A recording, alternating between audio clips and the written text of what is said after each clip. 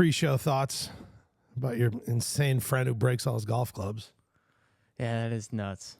Dude, why? I mean, dude, you just get so mad over golf, man. Is it a personal anger issue, or is golf really that upsetting? I think both.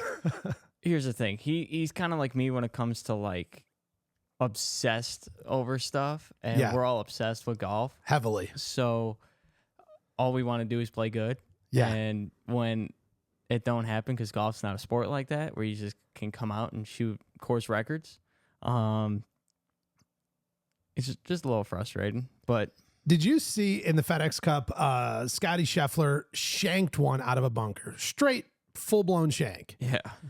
Think about that. The best player in the world, number one golfer on the planet, doesn't hit a perfect shot every time. Yeah. So he's got a miss percentage. I would assume ours would be a little higher. But yet we think every time we strike the ball, it should be our best shot we've ever taken. Yeah, I know. When the number one player in the world doesn't hit it perfect every single time. That's just like, in other sports like MLB, like everyone gets mad for striking out as a kid, but you see all the MLB guys, they strike out even more. Yeah, it's true. Or even, they talk about Michael Jordan's stats and like how incredible his career was, but they're like, yeah, but do you know how many games he lost? Yeah. Do you know how many, championship, he didn't make the final buzzer beater? But yet he's known for those great shots, even though technically the numbers would be higher of him missing on those huge opportunities. Oh, yeah.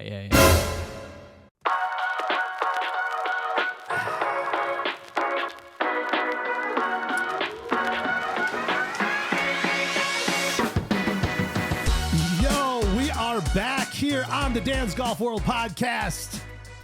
Another week. Golf season is still in full swing, if you will. Josh, we've been getting out and playing. Getting out and playing a lot. We've been getting out and playing a ton. And I'm just sad because it's now September.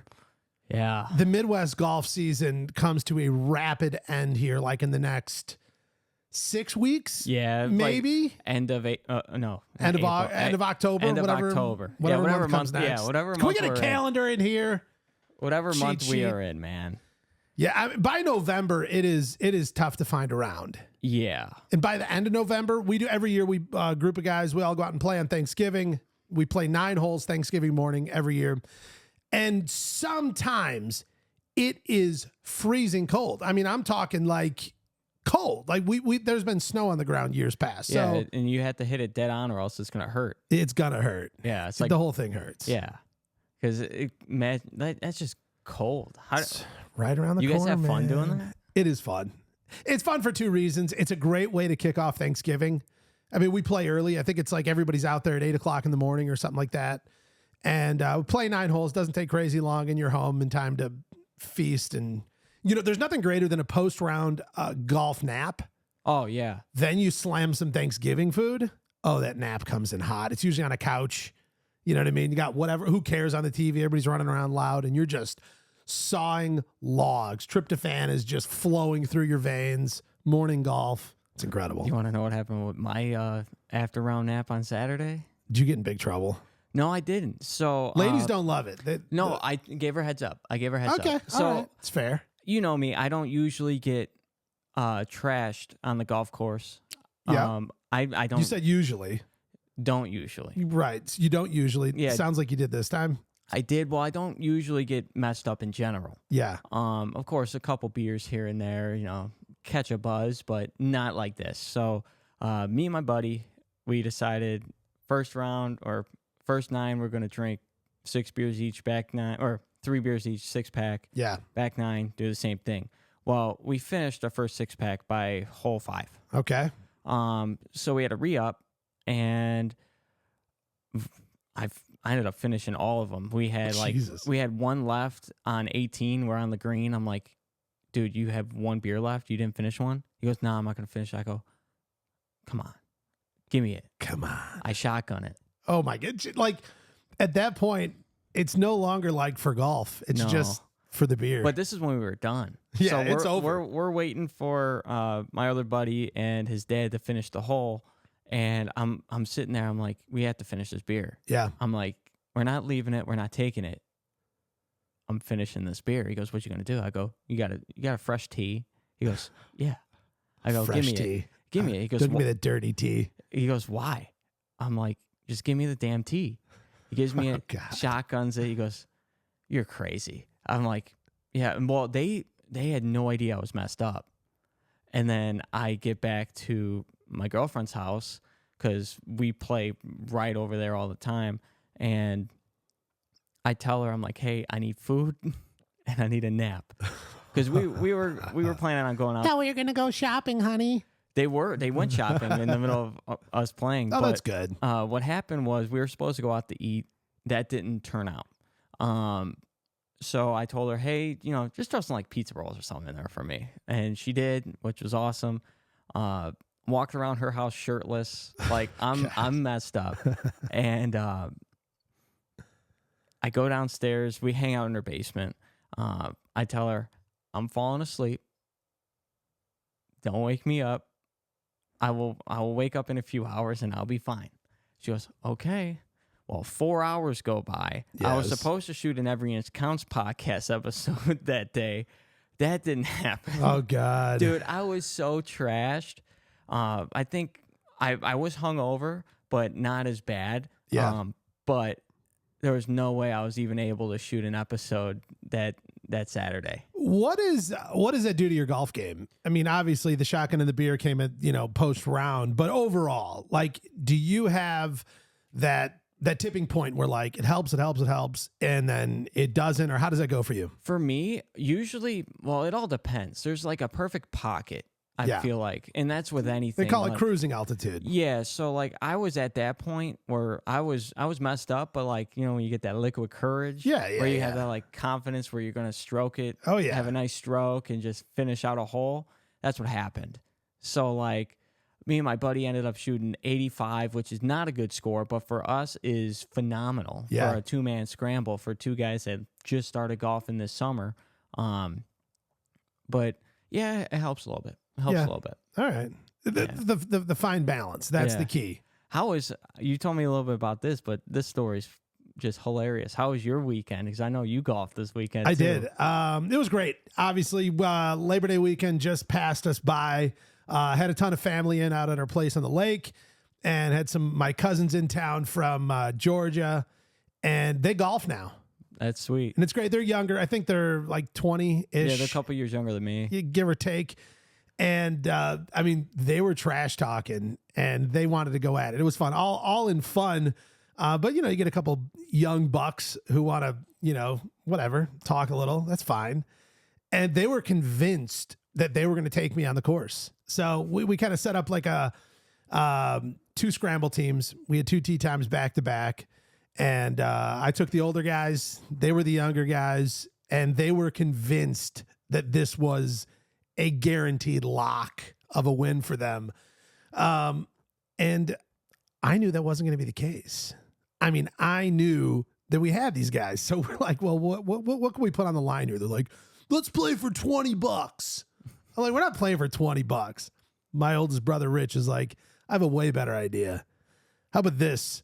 For the remainder of the weekend, the losing team is sort of the gopher servant to the other team. I need a Cabana beer. Boy. That's it. I need a beer. Got to take the garbage out, whatever it is.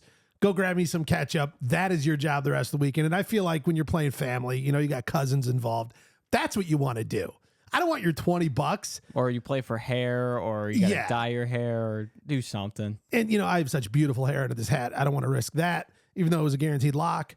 So that was what we played for. Of course, we took them. Easy win all day. I played some phenomenal golf. I almost feel like I was playing like beyond my standard usual golf. It just, you come alive in those moments. Well, you got turned on because they lit a fire under your ass. And the greatest thing was, we do these 3-hole challenges, of course, which we're about to get a little more into. And so when we post these videos, it's always a weird situation. Like, we're playing, 9-iron or less. You're on a par 5 hitting 9 irons only. It's not showcasing your best golf. So my cousins are like, oh, dude, we've seen you golf. You suck. I was like, hey, you know what? You're right, man. You pick the teams, however you want to do this. Yeah, give me the full bag. Hey, listen, I'm by no means a professional. I am by no means like exceptional. I just knew I could kick my cousins' asses and, shut a couple 20-year-olds up. It was great. That had to be so much fun just watching them get frustrated too. Oh, yeah. And when I really knew that we had the round in the bag, puns intended, was we were the two tee times, we were the forward group, and we started just creating a ton of space between us where we're a half a hole ahead, we're a full hole ahead, we're a hole and a half ahead. I'm like, these guys must be hitting the ball a lot because it's taken them a long time to either find their ball or take all the shots it's taking them to complete the hole. We got this. And I knew it by like hole 5. It was pretty clear how this was going to go. And it did. But you said they cheated. I'm not saying that they cheated. I'm just saying I don't trust the score they gave. What did they give? They said they shot even. And I'm watching the three of these hack the ball around. I'm like, you guys didn't shoot even. There's not a chance. I'm even like counting strokes. I'm like, you guys aren't even on green, the green in regulations. You mean to tell me you're chipping it tight and putting it in, getting up and down every time? No, not a chance. Either way. And we didn't do like anything crazy. We came in 3 under. You know what I mean? Like that is still kind of crazy. It's solid. My oldest brother Rich plays like once a year, maybe twice a year. And then my uncle who was on our team, he used to be a great golfer, but he's older now. He needs like a shoulder replacement. I don't even know if his knee is his anymore. So, he moves slow, doesn't hit the ball far. All of his irons are hybrids. Which is nuts. A 9-iron hybrid. Yeah. So, again, I'm not patting myself on the back. I'm just saying we used the majority of my shots. And we came in 3 under. Nothing crazy. But I do understand the way cheating goes. And they're like, all right, they come pulling in their cart. They're like, what'd you shoot? And I was like, listen, we have a scorecard that is an honest scorecard. It's already written down. Scout's honor, you name it. So I'm not going to tell you our score. But as soon as you say yours, I will show you our honest scorecard. Because they didn't have a scorecard. Which leaves a lot of room for discrepancy. They announced we came in even. I'm like, perfect, 3 under, we win. First thing I want you to do, put my clubs in the truck. It's great. That's funny. That's just like what you got to do as an older cousin. It's true. You got to humble them a little bit. It's like I want them to come out here.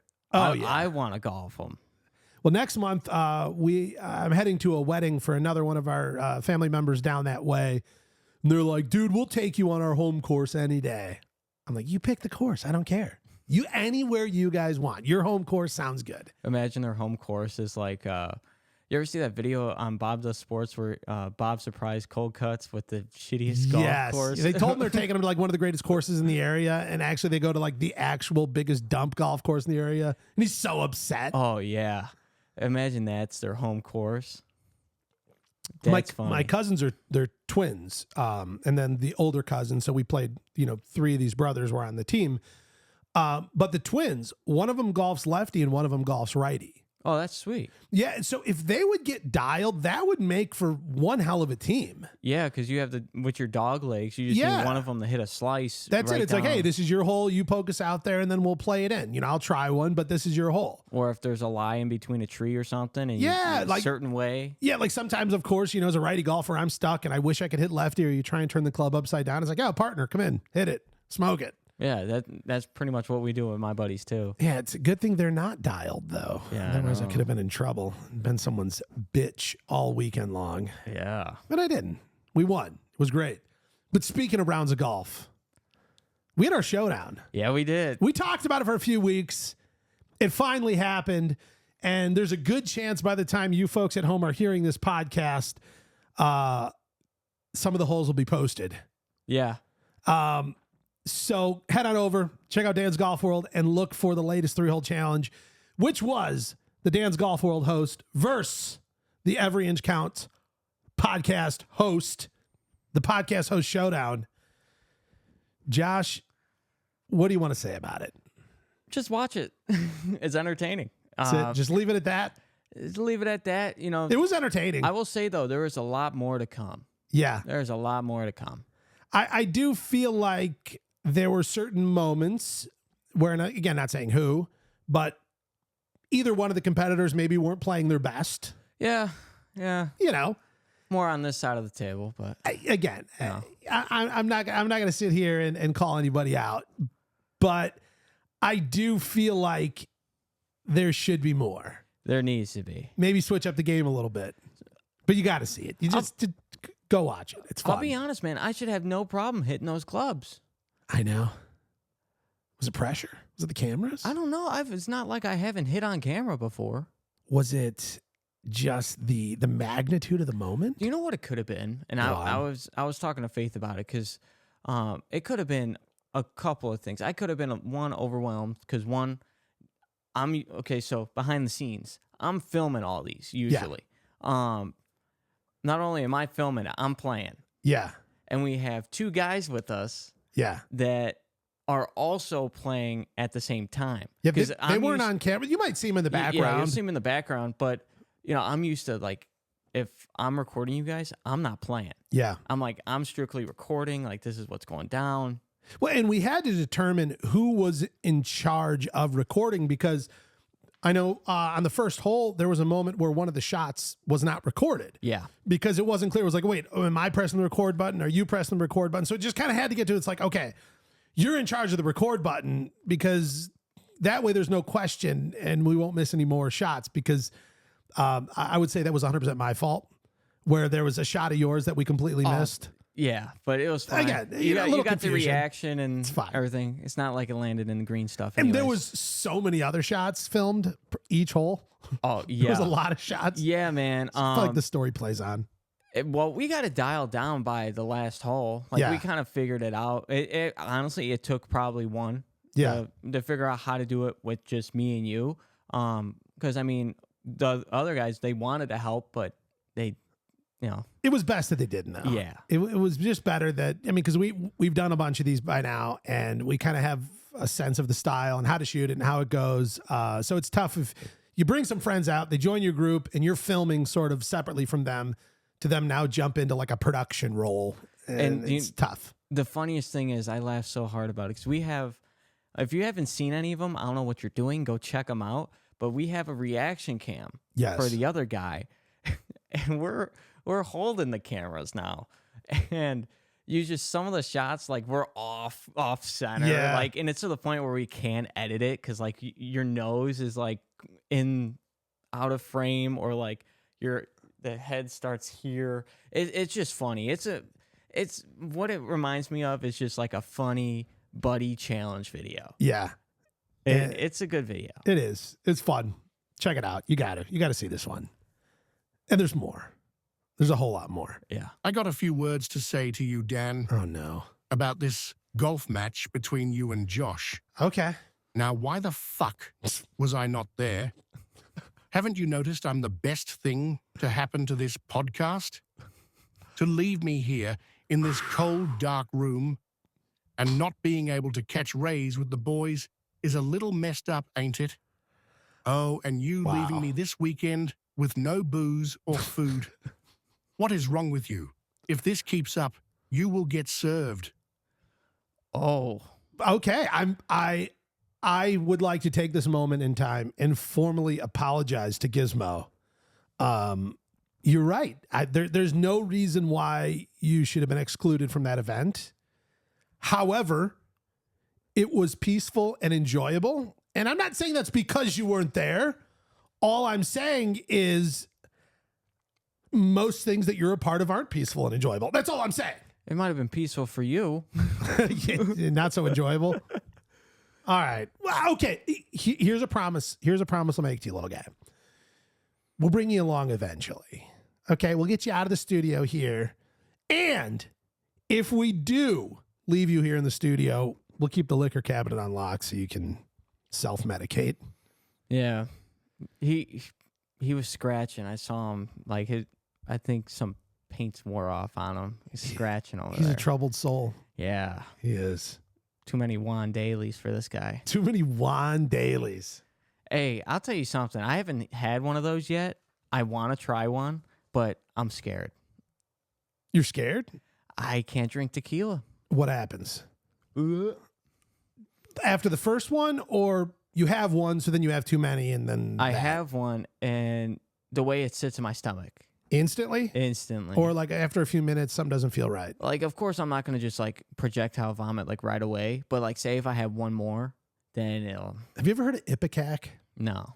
Ipecac was a medicine they used back in the day that induced near instant vomiting. Oh. And it was meant to like clear your stomach out. There's an episode of Family Guy where they all drink some and they just can't quit puking. Oh, like, I think I've seen that episode. that's what it is. Is tequila your Ipecac, your...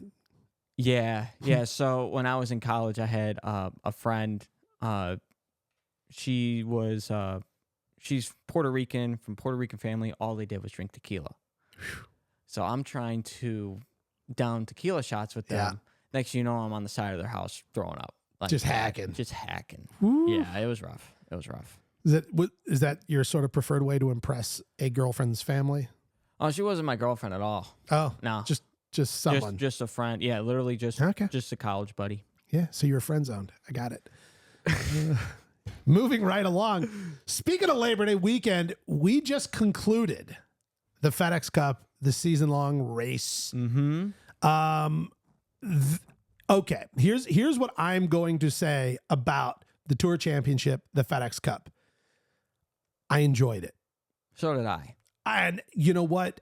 At the end of the day, I had fun watching it. I had fun keeping up with it. Now, I don't know if that's because, I'm like, I drug a TV out onto our deck and I watched it like looking over the lake and like hanging out and the weather was great and everything. Or if the golf was that great. I'm not sure which thing made me enjoy it so much, but I really liked it actually. But then I get online and I start scrolling my feeds and I'm seeing a bunch of people didn't like it at all. I can see why. I personally believe that the ending of the season the tour final should be its own tournament. Yeah. But you have the same format where like in rankings. Yeah. And then those last 30 people, the FedEx Cup trophy, there's a Tour Championship trophy and then a FedEx Cup trophy. So you think they should be separated? I think they should be separated. Okay. And have the FedEx Cup points winner win a separate, that's a separate win. So the tournament plays sort of properly. Yeah. Without the handicap strokes. And there is a winner of that proper 4-day golf tournament. Mm-hmm. And then separately from that, with the points and the strokes and the handicaps and all that, there's a final separate winner. Point total, who they kind of bring out and celebrate for their accomplishment of the entire season. Yeah, so it's a double trophy ceremony at a single tournament? Yeah, so what I think is, so you have your first round that cuts to the top 50. The top 50 should be the top 50 people who placed. Yeah. And then they go by points, whatever the FedEx Cup points would be for that tournament. And then goes into the BMW where those 30 or 50 people play again. The same thing. The points are only added to the FedEx total. It doesn't mean you could bump up to someone. Yeah. It's just top 30 players. They move on to the final. And then from there, you add more points. So it's basically almost the same thing. Yeah. But it's just something separate.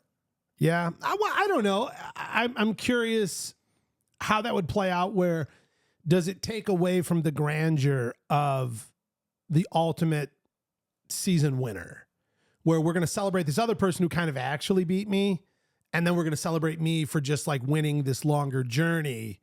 Will people care? Maybe. I don't know. So, I mean, here's the thing. A lot of the top tour players are not happy with the format of the FedEx Cup. Even Scottie Scheffler himself isn't happy with it. So though I enjoyed the golf of the Tour Championship, I think these guys overall, there's something there they don't like. And so I think these guys need to be excited and motivated by the ultimate, however this thing pans out. I mean, I don't think there's a pro football team on the planet is not excited about the Super Bowl. Oh, no. I mean, that's it. That's their life's work. That's their goal. That's everything. Everything culminates to that and that moment. Stanley Cup, you name it. Any of these, whatever. And I feel like that sort of investment does not exist in the professional golf world, where this is sort of career defining. It is the ultimate of ultimates. But at the same time, we have sort of like these 4 other Super Bowls along the way. I mean, you've got the Masters, PGA Championship, US Open, the Open Championship, where by the time we get to the FedEx Cup, they're like, oh, this is supposed to be important too. And there's just not that deep buy-in where these guys are, crying and, I'm going to Disney World. You know what I mean? Like that moment doesn't exist in the culmination of the PGA Tour golf season. Do you know why I think it's that? Because, I mean, yes, they're playing for a lot of money. A lot of money. But it's not like they haven't been playing for a lot of money. That's true.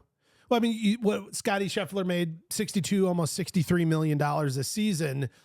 25 of it came from the FedEx Cup, but that's not even half. You know what I mean? Like he had made, 2/3 more than that already. Yeah. Not quite, but you know what I mean, roughly. Now, do you think because it's one of those sports where the money you make is money you earn compared to like, your regular sports like football, baseball, basketball, where they have a guaranteed contract? Do you think that could be an issue? That could be something they think about when they're like, do I want to watch this? Do I enjoy this? Like, yeah. I don't know. I mean, I don't know. I don't watch F1 at all. So this is, I'm just pulling this comparison out of my ass. But like, what about that? Like, these guys are on a team, but they're playing for each individual win. And it's not about, you know what I mean? So could we relate it a little more like that, where it's like, okay, well, people are interested in sports that are defined by these individual wins. They won the race, and then they're getting points, and then they win the whole thing. Again, I don't watch F1. I don't even know how it works. I'm just trying to think of a sport. About the racing? Yeah. F1, open wheel racing. Oh, yeah. Okay. You know what I mean? So it's like that. It's like they're not like football teams where they're matched up and they have their guaranteed annual salary. It's like it's all based on the team winning. It's like we're going to go to whatever Monaco and try and win this week. So there are other sports. Again, I kind of feel like I'm talking completely out of my ass right now because I don't watch that sport at all. But, there are sports that exist that aren't just a league that have their weekly team showdown and leads to a Super Bowl. But for some reason, it's not translating into golf, where there is this weekly competition, may the best man win. And then at the end of the year, we have sort of the greatest competitor of them all will take the ultimate trophy. I don't know. But maybe it is because there is this thing called the majors along the way that have so much prestige and importance. I mean, the Masters, I would think any player on tour would take a Masters win over a FedEx Cup win. Oh, yeah. And that happened at week 7 in the tour. You know what I mean? And Scottie did both. He did both. I mean, what a hell of a season. Yeah. I mean, not only, his wins throughout the PGA Tour, the players, all that, also the Masters, but then to cap it off, the Olympic gold medal. Yeah. I mean, okay, this question floats around a lot. Would you take Xander's season or Scottie's season? Xander had 2 majors. Scottie only had 1, but he had more wins. He had the Olympic gold and he has the FedEx Cup, but only 1 official major. I think Scottie's, but here's why. Go on. Scottie just broke the record this season for the lowest average score. Yeah. It was like 68.1. Yeah. Tiger Woods was 68 point something. It was higher. It was like slightly, if marginally. You round up, yeah. It's 69. Yeah. He said 69. God, sorry. So I think I'd rather have Scottie's. Yeah. I mean, because I don't know. Like, I know majors are everything, but collectively, that is a far better season to me, in my opinion. Yeah. Could be wrong. And I guess it's all about what are your goals. Well, somebody was visiting Tiger Woods. I don't remember what interview this came from, so I'm going to screw most of it up. But they were looking at Tiger Woods' trophies in his trophy room, and he had all of these beautiful majors trophies. And they're like, what about all your PGA Tour win trophies? And he was like, I don't know. I think they're at my mom's house or something. He's like, only the majors matter. A lot of people say that. Which is wild. He doesn't even care about it. Well, think about Tiger Woods, though. How many times he's probably won every tournament? Yeah. Every so here's the question, though. Then why are these guys so bleed red for PGA Tour if the PGA Tour wins don't matter as much to them. I feel like we've got sort of like a crisscrossing sort of opinion on this, because it's like the PGA Tour is about legacy. Live Golf is doing nothing but damaging the history and all this. But at the same time, those wins don't matter. Only the majors do. Which is it? You got a bug in your face. Yeah, I know. I saw that thing. I've been seeing it fly around. Yeah, I don't want to talk about showering or anything, but you got bugs swarming. Dude, I showered this morning. Kidding. I don't know. I feel like there is an interesting sort of dynamic there. If we're going to die on the hill for the PGA Tour, but yet then turn around and say the PGA Tour wins don't really matter. I would take Xander's season over Scottie's. More majors is more important than more tour wins. Then why do you care? Why isn't there 100 golf leagues and we all just compete for majors and that's all that really matters? Yeah. I wonder, do you ever think that they would add a 5th major? I think there are organizations around the planet who would like their event to become the 5th major. I mean, you think the U.S. Open is a major, the Canadian Open is not. The British Open or the Open Championship is, but the Mexico Open is not. So how do you make another major? What makes it major? Because there are other big events, but they're not perceived at that high of a level. So what makes a major a major? I mean, the PGA Tour would do anything to have one of their tournaments be considered a major, but at the same time, it doesn't work because they're sort of closed and gated off to people with PGA Tour cards. Yeah. Whereas the other majors have people from sort of all walks of life have the ability to compete for this. So until something gets resolved with PGA Tour and Live, I don't think the PGA Tour could ever have an official major. Some people like the Players. The Players is the 5th major. TPC Sawgrass. Well, no, it's not.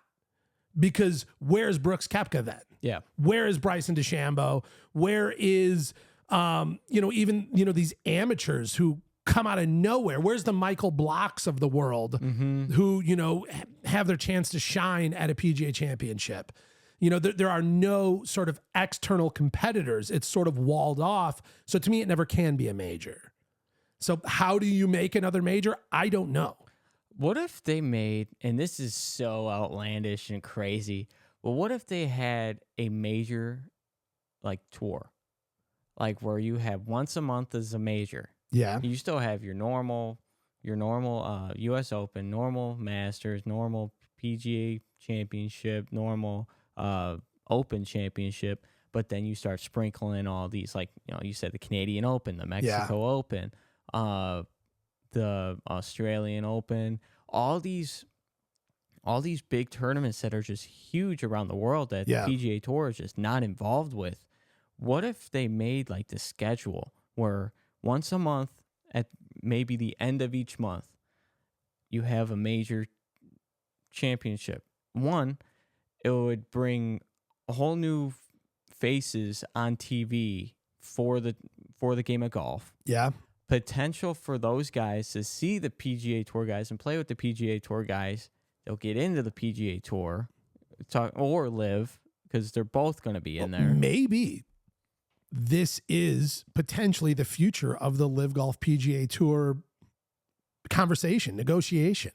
Because I think either A, both tours will exist and you can choose to watch it. Do you like to watch it in a team format or do you like to watch it as singles? Mm-hmm. Or one of them dissolves and they have more variety type of events and they somehow come up with a new format between the two. Or it is something where, I don't know, that there is this third sort of offshoot where we're seeing, okay, I like singles, I like the team, but once a month, there are these sort of highly elevated events that just bridge everybody. And we're back to seeing Dustin Johnson and all these guys playing against the PGA Tour guys. Yeah. And I don't know. I mean, that's sort of the mystery. I feel like we're moving ahead at a snail's pace. Even Rory said it's so slow. Well, they quit putting dates out. You know, originally it was like, we have 1 year, blew past that. It's like, well, in the next 6 months, well, by Flag Day, like whatever. They're just like throwing these dumb dates out there, finally to the point where PGA Tour Commissioner Jay Monahan says we're done putting dates out there. We're not even putting dates out there. We've smoked past the dates so furiously that we're not even going to attempt to add dates anymore. To me, feels like we are heading into the abyss of timeline here. Yeah, it's not really looking too hot. But I feel like something will arrive eventually. It's just like when? It's gotta. Okay. Big announcement came out this morning. By the time this airs, it'll have been a couple days ago. That there is a new match lined up. Now, I don't know if it's called the match. I don't know if it is the match by Capital One, but a showdown of sorts. And it is the first time that we're going to be seeing sort of a PGA Tour's top versus Live Golf top. Careful how you use that term. Where we're going to have Bryson DeChambeau, Brooks Koepka versus Scottie Scheffler and Rory McIlroy in a 2v2 showdown. I don't know the format. I don't know how they're going to be structuring it, but that's kind of huge. It is formalizing a showdown between sort of the top picks of the two tours. And all four of them are excited about it. Yes. Like Rory especially. I feel like, it's one thing to beat your cousins on Labor Day weekend. It is another thing to take the win for your tour. Like, this isn't just like, if it is, I when I was researching it, never said it was the match. Like the series, the match. They never said it was that. I did read in an article, it is put on by the same producer who created the match. So, the production teams behind it are similar. Yeah. Do you think this match could change golf? I don't. Well, okay. I feel like it's going to be incredible and horrible all at the same time. So let's run through a couple scenarios here. PGA Tour guys win. See, we told you Live sucked. All you guys are washed up. PGA Tour is the better product. Let's go the other way. Let's say the Live Golf team wins. Holy shit, what are they doing? Well, right. Yeah. It's the same thing. I told you. I always knew it. This is where all the talent's at. I've been right. And I feel like no matter what happens, you're going to satisfy a camp and you're going to infuriate a camp. No matter what. That to me is the guaranteed outcome of this whole thing, is these sort of sides that will emerge. Here's the thing. Let's look at this matchup sort of man to man, if you will. Scottie Scheffler and Bryson DeChambeau. I feel like that's sort of a matchup. Yeah. And then the Rory and the Brooks. Just because, Bryson is hotter this year, Scottie Scheffler is hotter this year. But Brooks Koepka has had a phenomenal career in his majors that he's won, and still that he's playing highly competitive golf. Rory McIlroy, same thing. Yeah, it's like the two vets and the two guys that are still on the come up. Right. Even though they're both very tenured and very... Yeah, absolutely. But kind of looking at the pairings and the matchups. Yeah. Who do you lean towards if you were to just throw it out there that you think has a little more weight to their side, a little more possibility potential for the win? I'll tell you something. Go on. I'll tell you something. Hot take. I think Liv is taking it. You think because Bryson and Brooks? Here's why. Because I feel like once you get two guys like Brooks and Bryson going, two guys that hated each other. Yeah. Possibly one-sided hate, but but now that they're I wouldn't say they're boys, but they've squashed the beef. Yeah. I feel like those are the best teams. Do you think deep down, like all the years and the moments and the things that frustrated Brooks Koepka have all vanished? Do you think he's like, you know what? I now realize I was either wrong or Bryson evolved or whatever it may be. I've moved all that behind me and I actually like this guy now? Or do you think he's more like that joke, that thing is played out? Let's just move on. I think it's that second one. I think I'll even tell you when he first came on tour, and this is before I started watching golf, but I knew who he was because I was always watching Good and stuff like that. They would always talk about him. And then you watch like clips on YouTube of his old game, and and just the weird little antics that he would do, because that's just how he is. He likes to be different. At that time, when he was starting to do all that, it wasn't the right. No one was ready for it. So like no one really like got on board. But now, since there's this, I feel like since there's this huge boom in golf when it comes to people going out and golfing, and stuff like that, everyone's trying to find an advantage. Everyone's trying to find a way to get good at golf, because golf is freaking hard. Yeah. And the way that Bryson goes over things, some people probably think the exact same way he does, like very meticulous and very like to the T.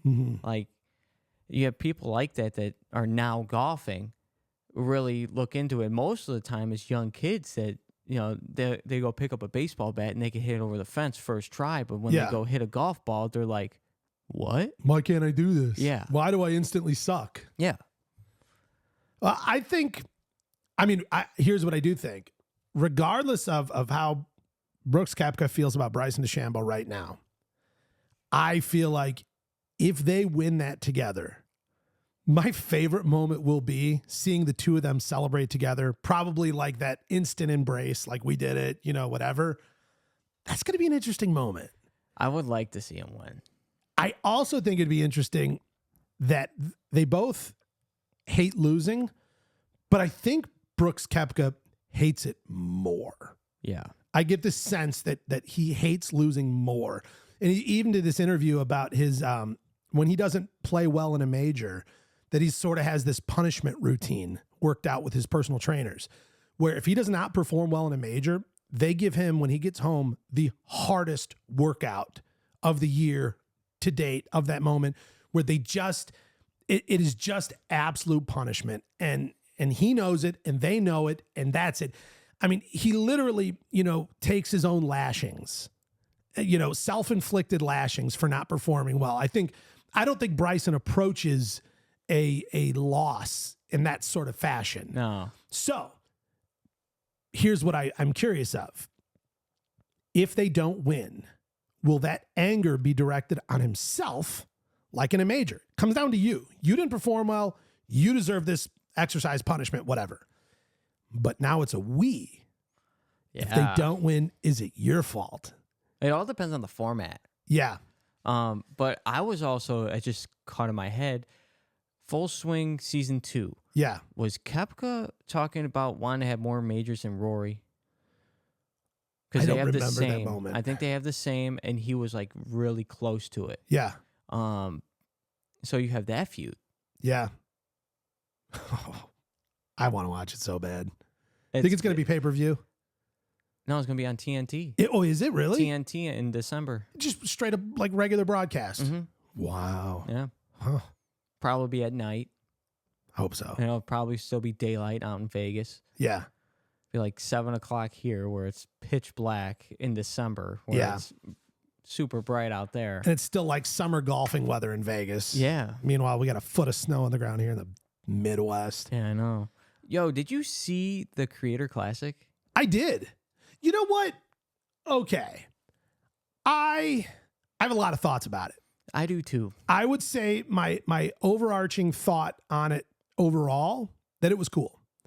It was a cool thing to bring into a tournament.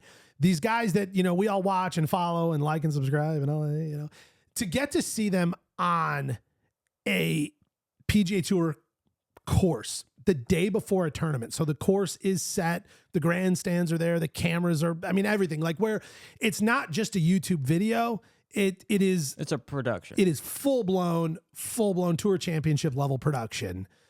I thought it was just fun. It was fun to watch these guys in that light.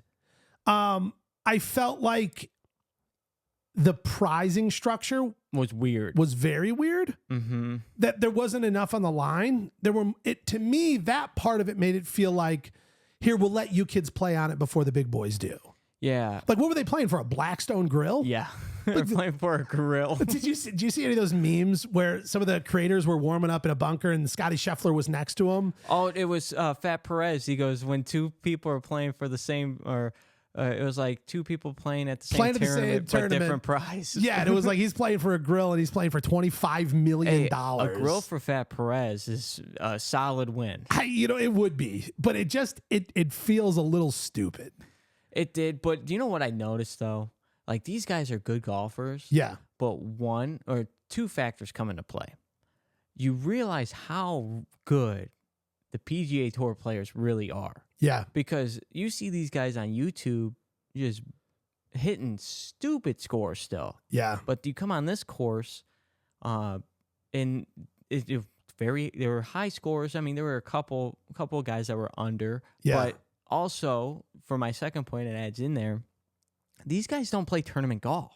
True. Like other than the Bryan brothers, but other than but look generally speaking. I guess like Luke Kwan and Brad Dahlke, I think his name is. Roger Steele. They've played tournaments on tour. Yeah. But like I don't think Roger has. Sorry. Someone like Garrett Clark. Yeah. He said it perfectly in his video he made after. It was he led the tournament after 3 holes. Yeah. He was leading, and then he shoots a 9. Yeah. He train wrecks his round. He says, and you don't have 3 more days to make up for it. No, it's 8 holes. Right. I mean, it's basically because it was a 17-hole sprint and then the 18th hole is a playoff. So I mean, it was essentially like it was 8 holes and then the 9th hole was the playoff. Oh, I thought they played 18. They only played 9. Mm-hmm. Wow. But he was saying on the video, it was like, yeah, I was so nervous going in. Like, I've never been that nervous for anything. And you guys see me, we play with the best pros, the best places.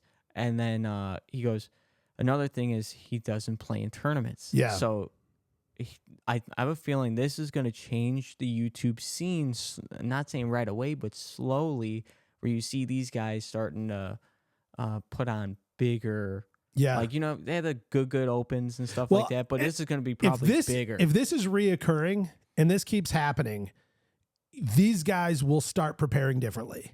Garrett Clark, I'm sure, wanted to go out there and perform his best, and he didn't. And it comes down to a single hole. Like I said, you don't have 3 extra days to make up for this.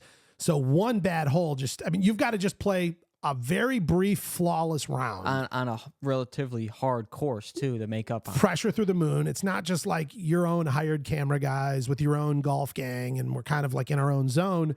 No, I mean, this is playing on the big boy stage. You know what I mean?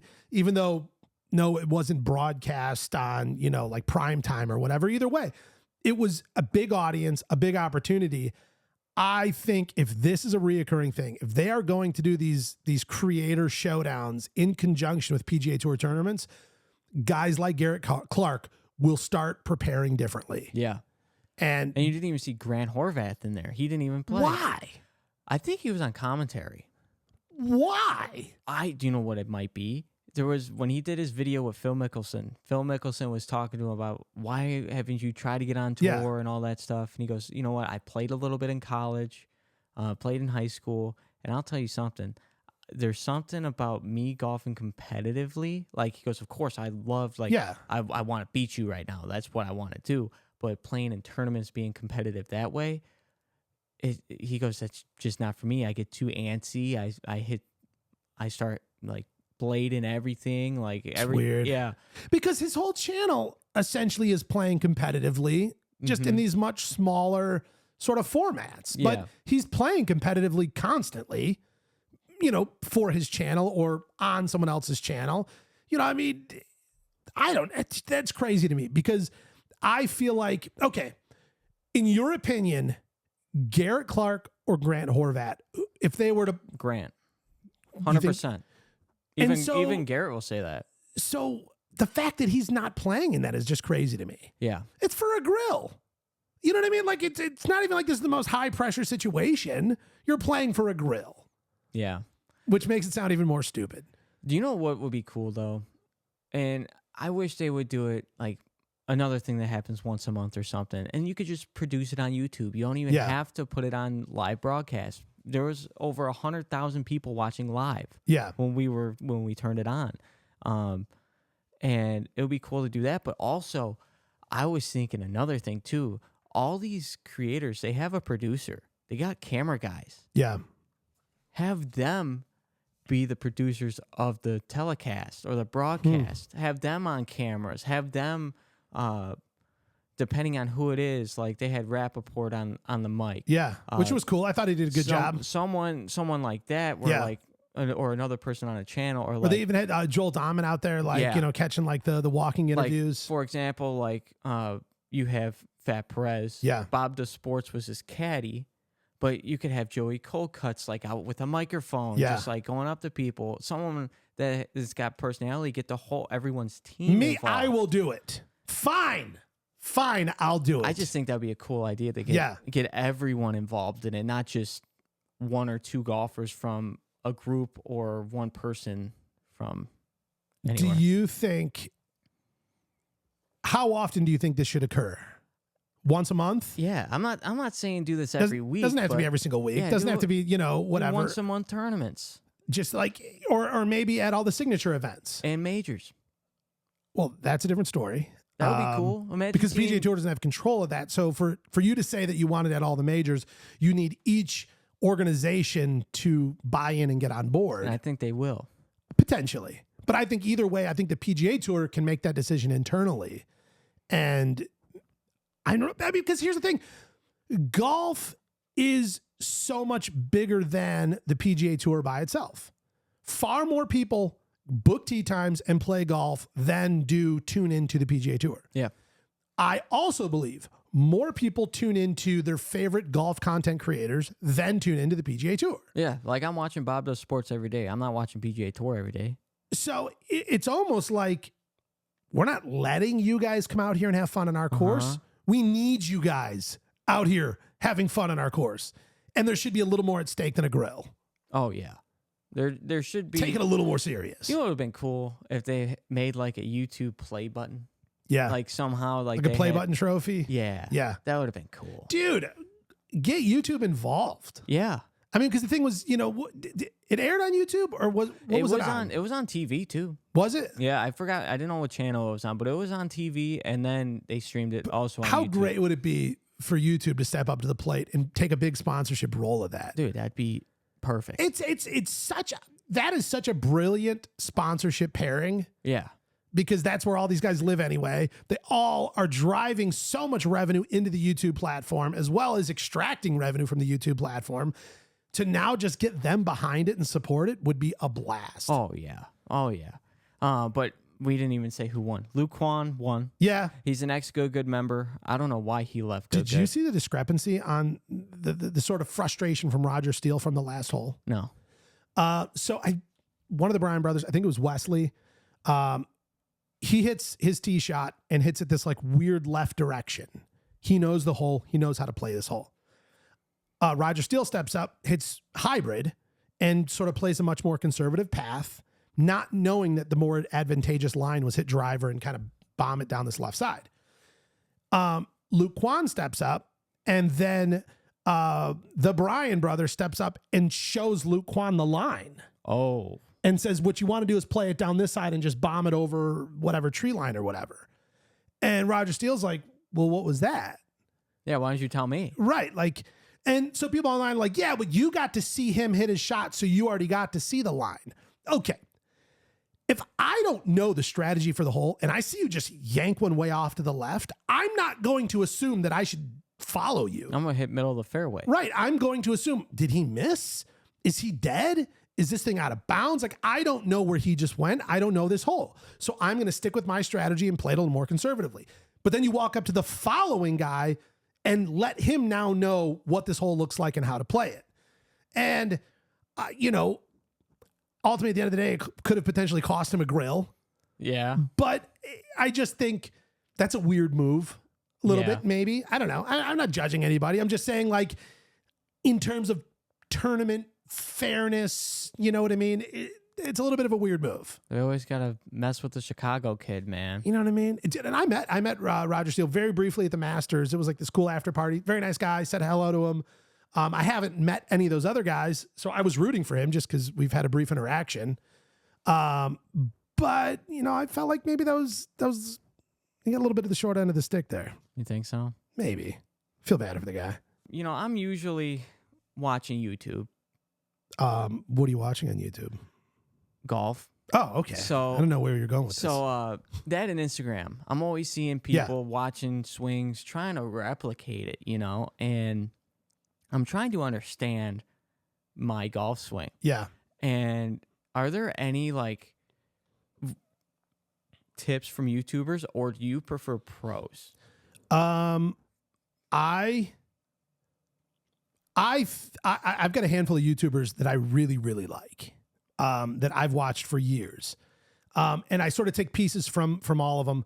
But what I have found is a lot of times the tour pros actually are not great instructors, because what they talk about is not always, again, careful here, but a lot of them talk about what they're working on, a feel that they've implemented, and something that has made a difference for them, but they're coming from a much different place. Mm-hmm. A lot of these guys have been, you know, swinging a golf club since they're in diapers, and the things that they're working on are so advanced that it doesn't necessarily apply to higher or mid-handicap golfers the way it does for them.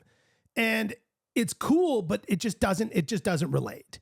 I have found that some of these YouTube instructors are a lot more, I don't know, in the world of helping, you know, shittier golfers play better golf. Yeah. So I have found that the tour pros are not the best place to get swing advice. Fun to watch. You want to watch perfection at its finest. That's where it's at. But the things that they're working on and the stuff that they talk about a lot of times is so much more advanced than where we're all at trying to learn. Here's my top guys. I would say I like Sean Clement from Wisdom in Golf. Okay. This dude, I love it. He takes such real world explanations and things that we're so familiar with and comfortable with, and then applies them to golf and how that relates. Because there's so many times where it's like you're trying to do a wrist position and fire a hip and get feet and knees and shoulder turns and head positions and all this, when you take another sport, you do all that stuff naturally. Yeah. Whether it's throwing a Frisbee, swinging a sledgehammer, tossing a kettlebell, you're doing all that stuff. You know, like if you were to say, hey, Dan, throw a kettlebell sort of as far as you can across this room, I'm not going to be like setting my head position, thinking about firing my hip. I'm just going to launch this heavy object that way. Mm-hmm. He's got a lot of cool instructions like that take things that are very natural that you're accustomed to and says, now let's turn that into a golf swing. I love that type of concept and instruction. The other guys, Me and My Golf. Never heard of that. They're like two British dudes, super cool. They always wear like these like matching outfits. I think they're sponsored by Adidas. They are cool because they break down very simple little things. And they'll just say, this week, we're just talking about taking this little shot from here to there. And then they'll usually take a video of somebody who's doing it wrong and then explain how that person who sent in their video should fix it. And it seems to me like they take a video from somebody who's very similar to the common mistakes that most people are making. And it's very relatable. I like those guys a lot. And then an old timer that I enjoy is this guy named Mike Malaska. I've heard of him. Dude, I don't know. There's something about his attitude. There's something about the way he talks about golf. It kind of cracks me up a little bit, but he simplifies things. Super, super simplified. And it just sort of resonates with me. There's a ton of other guys I watch. I watch a ton of guys. But those are sort of three that stand out to me as soon as you ask, that kind of pop in my mind. And at the end of the day, I would rather watch any of those guys than a tour pro explain to me something from his point of view. Fair? You know what I look at when I'm looking to enhance my golf talent? What? When I get out of the shower, I look myself in the mirror. No. And use my longest club in my bag, my penis. Jesus Christ. I grab it, and then I go through my normal swing routine. I mean, it's the length of my driver, so any ladies out there that want to ride on the Gizmo Express. I will be selling tickets on my OnlyFans at a whopping $20 with no refunds. Even OnlyFans? Since Dan doesn't pay me. Dude, what is wrong with you? Is there an ounce of that that's true? It could be. Oh, man. Dude, what the hell? Are you working on like full swing shots, or is this more of like a putting stroke? I don't know. I don't want to know. I take that back. I retract my question. I don't want to know which swing you're working on when you step out of the shower, because that's a lot. So I like watching swings. Yeah. So like I'll find, and me being lefty, I like watching lefty golf. Of course. And who I've actually like really like his swing is Frankie from Barstool from Foreplay. Oh yeah. He's lefty. Yeah, it's so smooth. But I mean, he's still going to shank the ball. He's not. It's more relatable than Phil Mickelson, Bubba Watson, Brian Harmon. Or like someone I feel like who's a little better is Joey Colcutt. Yeah, lefty. Who do you think is better, Frankie or Joey? I think it's close, but I think Joey might have got him. Really? Well, so I don't know how long ago. It might have been a few months ago. He just got new Cobra wedges. Who did? Colcutt. I thought they were all Callaway No, guys. I meant Callaway. Okay, I meant Callaway. I don't know. I'm the Cobra guy. Yeah. They're the Callaway guys. Yeah. And ever since then, because his problem was his wedges. Yeah. He couldn't hit a wedge shot to save his life. Callaway came out with I don't remember the name of the clubs, but it helped him. It was more forgiving clubs. Yeah. So it really changed his game. Wow. But I think he's a little bit better. But those two, like I look at, they're completely different swings though. 100%. Colcutt's is more aggressive, a little more slappy. A little bit more slappy, kind of like almost like a true lefty like swing. Yeah. Almost, or what I feel like is a true lefty swing, like coming from baseball. You have that big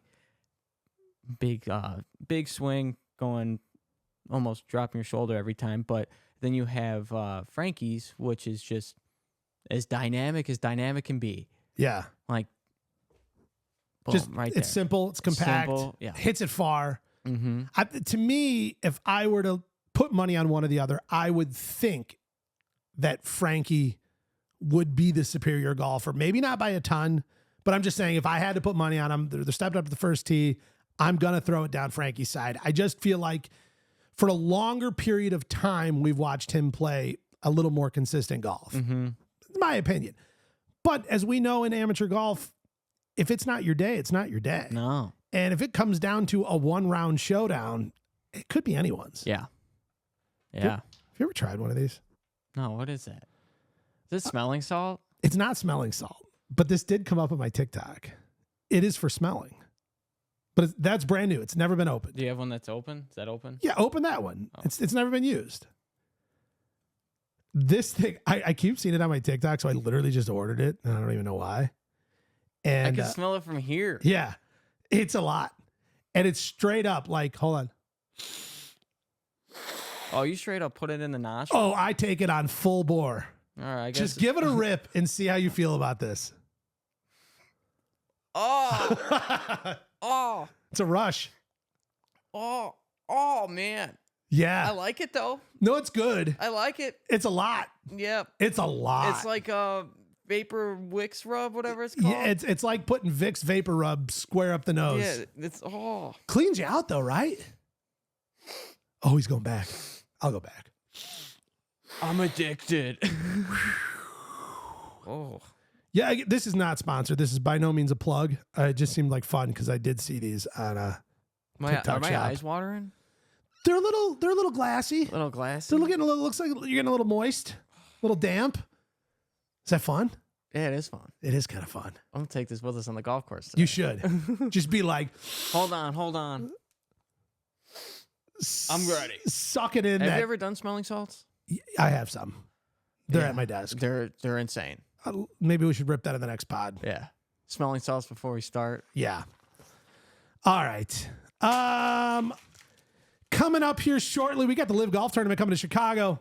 It's literally like 30 minutes from where this studio is. Yep. I do believe that our passes are already secured. I did get the confirmation email. So I'm finally going. You're finally going. Only the media days though. I got bowling the other 2 days. You know, bowling over golf. Can somebody have a conversation with this guy? Get in the comments. Yeah. Prioritize this guy. It's all right. It's going to be a great time. I'm excited to be back out there. Get a chance to say hello to Bryson DeChambeau again, which, if you haven't seen it yet, the video finally launched. I think it was Friday we posted it last week. And it is, I don't know, it's fun. It's awesome. It's special. Yeah, it's awesome. It's cool. Bryson DeChambeau is DeChambeauing at a 10, and I felt like I did everything I could to match his energy. And then look out for the final hole of Dan versus Thomas in the 3-hole challenge. Yes, we're getting that posted. So we're wrapping up the me versus Thomas. We're kicking off me versus you, and a whole lot more to come. I'm excited. Next week when you see me, I'll be a year older. That is right. Yeah. Wow. I almost feel like you look a year older today. Yeah, I know. Setting in early. Well, good news is, as you age, you can at least keep your nasal passages clear with this. Dude, honestly, this is a thing. game changer. It's wild, I'll right? be honest with you, this is a game changer. Yeah. I almost have like a little bit of a runny nose because it's like clearing me out. It's I like don't know. I'm flushing clear as the day, system. man. I'm a phlegmy guy, man. I'm clear as day. He's a phlegmy guy. What do you want to do here? All right. Let's get out of here. That is it for this week's show. Thank you for tuning in to the Dan's Golf World Podcast. We will see you next week. Goodbye.